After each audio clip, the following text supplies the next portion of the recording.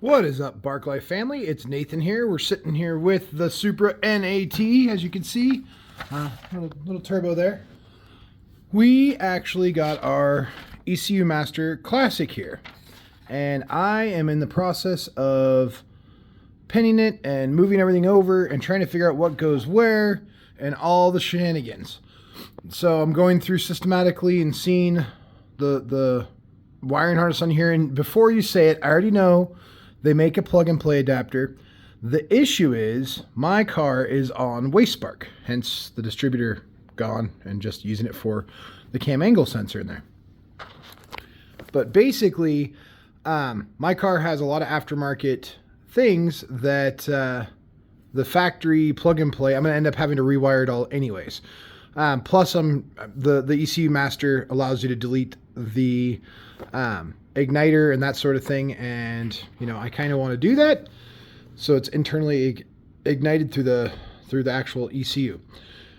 But I'm going back and forth, and I was considering actually documenting this process for other people for the ECU Classic. I just don't know how much of a demand there is because there is that plug-and-play harness.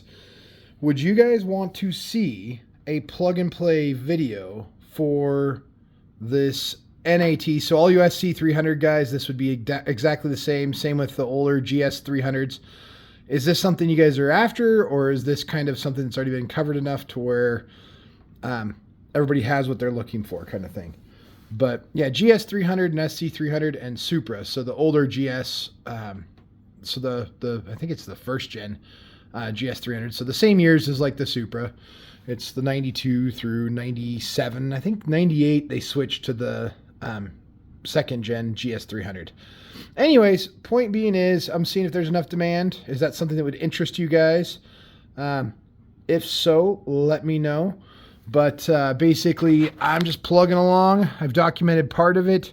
The easiest way to do it is literally just come over here, look at what there is on the Classic pinout, which is super nice that ECU Master does that for us. It gives us a pinout. Come over here to my old AEM because the car was on AEM before.